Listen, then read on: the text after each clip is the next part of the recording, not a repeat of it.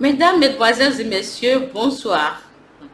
Si vous êtes un entrepreneur ou du moins vous aspirez au moins à le devenir, sachez que sûrement l'une des clés de votre succès commercial réside dans le choix d'une stratégie de tarification efficace ou une stratégie de prix efficace. Imaginez ceci, vous avez un produit qui est formidable, mais comment est-ce que vous pouvez arriver à déterminer son prix de façon à ce que non seulement il puisse attirer les clients tout en assurant la rentabilité de vos opérations? C'est un véritable défi, n'est-ce pas?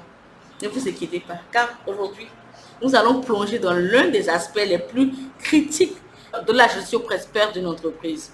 Il s'agit de la stratégie de tarification ou de la stratégie de prix. Je me nomme Samet Aminou, je suis experte en vente et en marketing.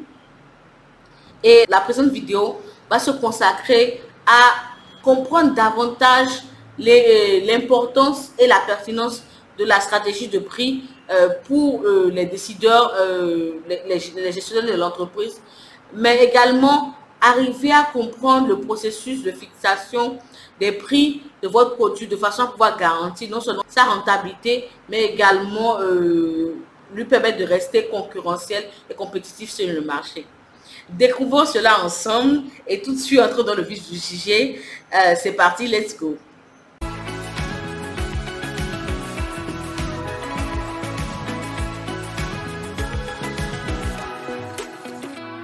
En quoi consiste la fixation de prix d'un produit? En fait, c'est une étape qui est cruciale, qui permet de pouvoir, qui peut vraiment jouer un rôle primordial dans le sens qui peut influencer le succès de votre entreprise ou alors provoquer son échec. Dans le cas présent, nous allons voir comment essayer de fixer les produits de façon à ce que on puisse garantir non seulement garantir notre succès commercial, mais également pouvoir atteindre un équilibre ou bien couvrir l'équilibre là qui est généralement délicat entre la capacité à pouvoir couvrir les coûts que l'entreprise encourt, mais également pouvoir répondre aux attentes des clients et tout en restant compétitif sur le marché.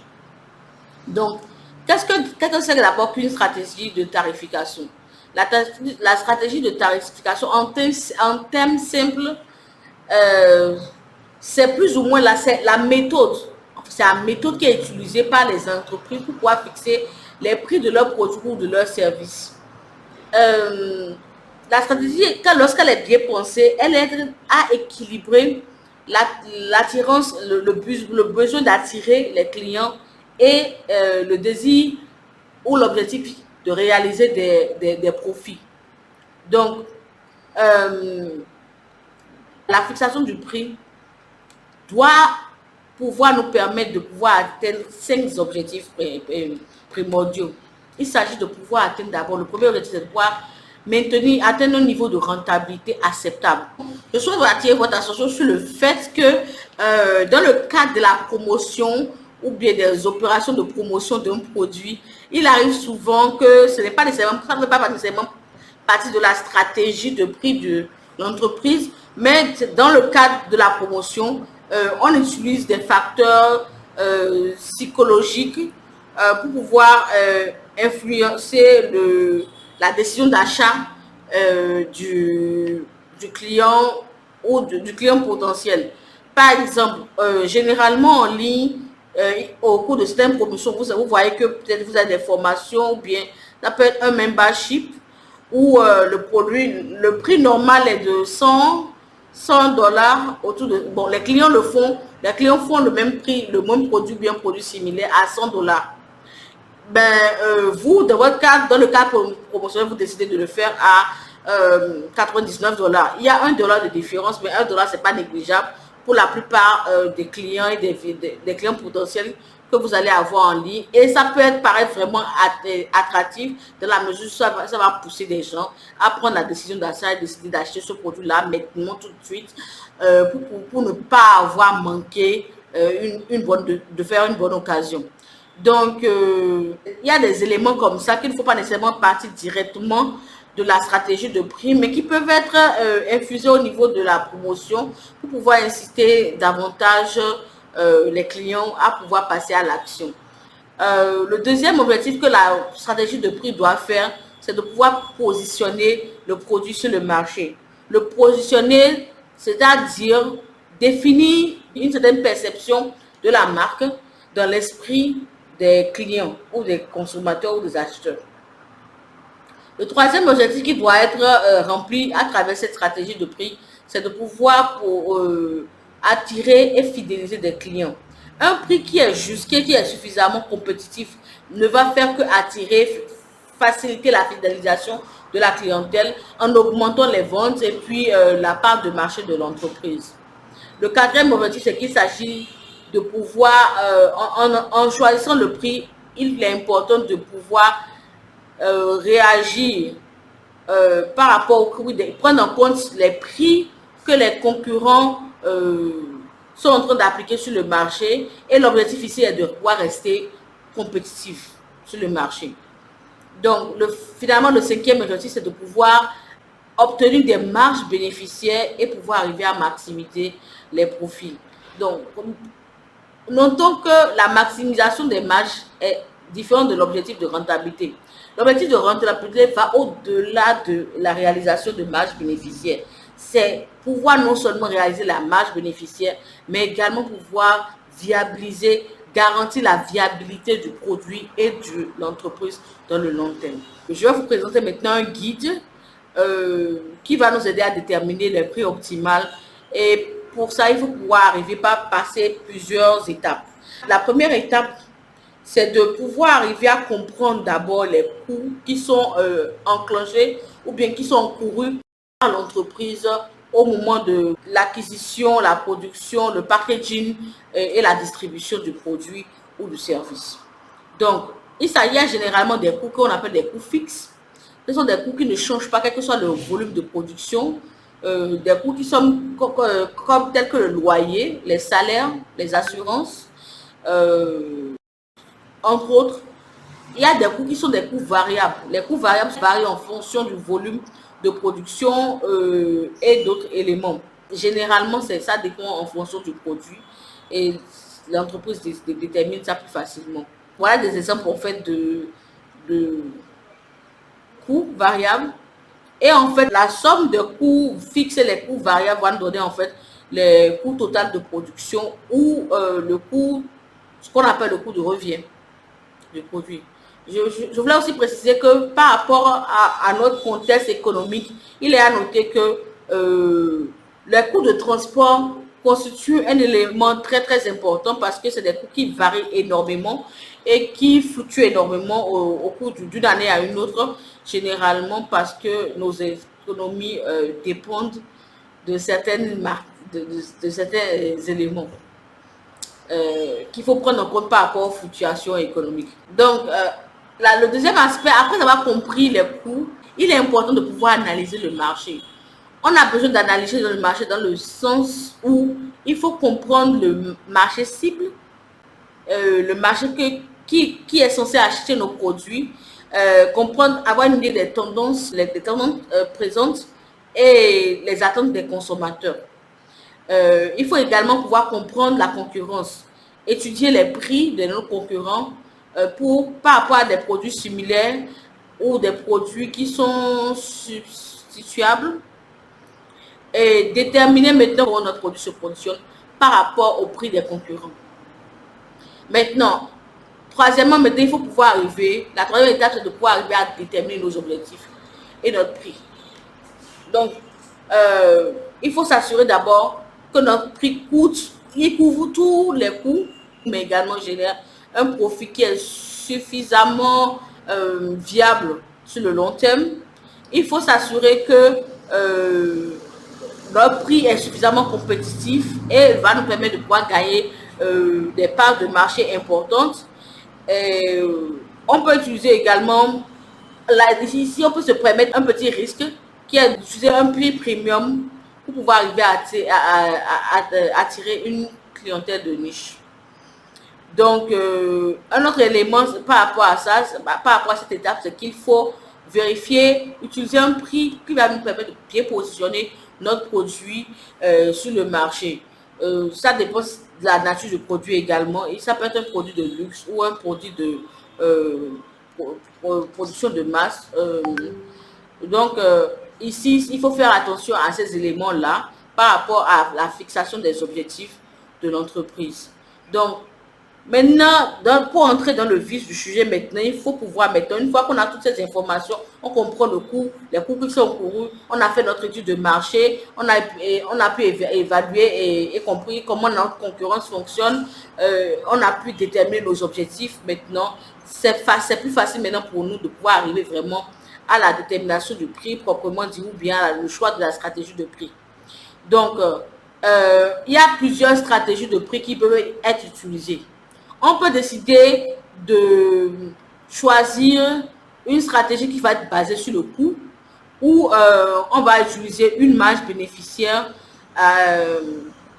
au coût de production. Donc, une petite marge sur le coût de production, mais c'est le coût de production dans ce cas est l'élément clé ou bien le rationnel qui est utilisé, le paradigme qui est utilisé en fait pour déterminer le prix du produit.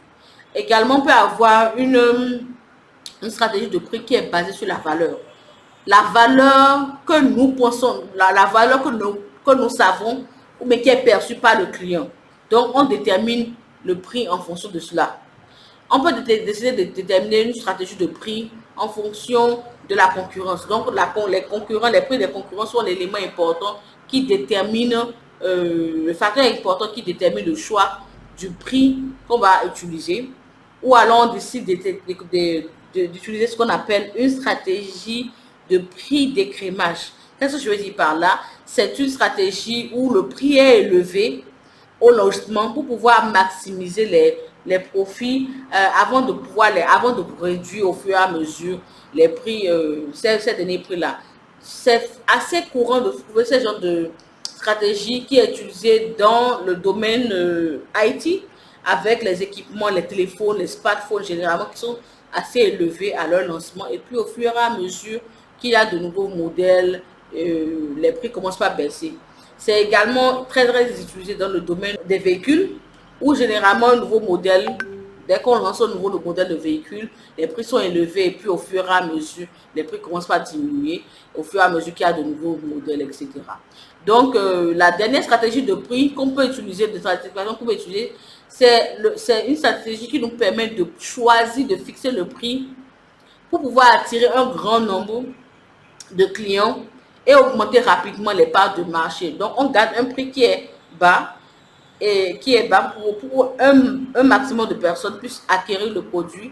Et puis après, au fur et à mesure, maintenant, on décide de pouvoir augmenter le prix plus tard. C'est ce qu'on appelle une stratégie de pénétration. Donc, la stratégie de pénétration est directement à l'opposé de la stratégie d'écrémage. Donc, la dernière étape maintenant, une fois qu'on a choisi notre stratégie de prix, la dernière étape consiste maintenant à tester le prix et puis l'ajuster.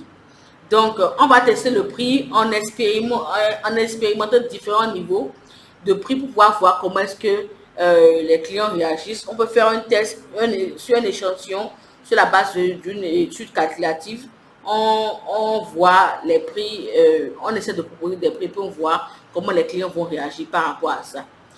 La réaction des clients, le feedback que les clients vont nous donner va nous permettre, une fois que nous aurons recueilli leurs avis, les avis de nos clients et leurs retours, nous allons pouvoir évaluer si le prix est suffisamment attractif et si les clients jugent le prix juste ou bien équitable. Donc, une fois que sur la base des feedbacks que nous recevons, nous faisons des ajustements. L'entreprise va faire des ajustements et ajuster le prix en fonction de ces retours-là et des performances de vente. Donc, voilà la dernière étape en quoi consiste la formation, la détermination du prix du produit. Qu'est-ce que la fixation? En quoi consiste la fixation de prix d'un produit? En fait, c'est une étape qui est cruciale, qui permet de pouvoir, qui peut vraiment jouer un rôle primordial dans le sens qui peut influencer le succès de votre entreprise ou alors provoquer son échec. Dans le cas présent, nous allons voir comment essayer de fixer les produits de façon à ce que on puisse garantir non seulement garantir notre succès commercial, mais également pouvoir atteindre un équilibre ou bien couvrir un équilibre, l'équilibre là qui est généralement délicat entre la capacité à pouvoir couvrir les coûts que l'entreprise encourt, mais également pouvoir répondre aux attentes des clients et tout en restant compétitif sur le marché.